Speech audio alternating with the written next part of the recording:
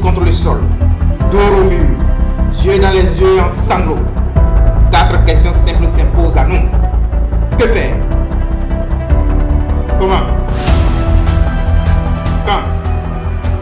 Et pour quel objectif? Que faire? Repenser l'Afrique tout de suite. Comment? Disons-le sans détour. L'Afrique a besoin dès maintenant d'un nouveau contrat social et politique. Un pacte clair, juste, entre nous, par nous et pour nous. Une révolution s'impose. Oui, une révolution. Quand? Elle commence ce jour. Lundi 1er décembre de l'an de grâce 2025. Objectif: les Nations Unies d'Afrique. Une union fédérale démocratique et solidaire des peuples africains. Oui, nous devons rêver grand, comme l'ont fait Modibo Keïta, Kwame Nkrumah, Thomas Sankara, Patrice Lumumba, etc. Rêver d'une Afrique unie, forte et souveraine.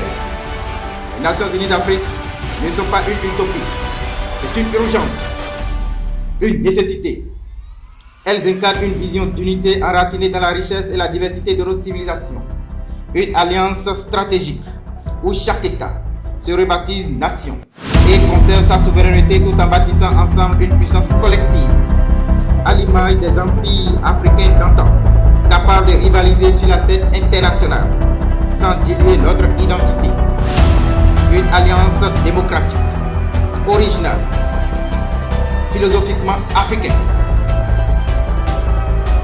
À la tête de l'Union se trouve un président ou une présidente élue au suffrage universel direct par tous les citoyens africains des nations membres.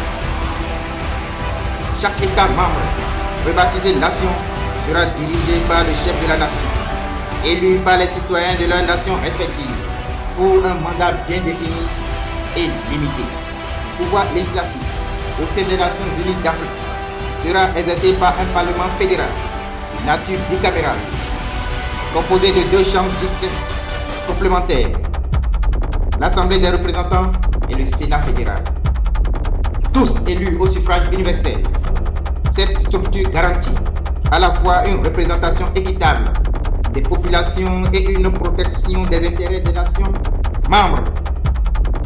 Il s'agit là d'une révolution qui brise toutes les chaînes et réinvente l'Afrique. Une révolution sociale, politique, monétaire, économique, financière et linguistique.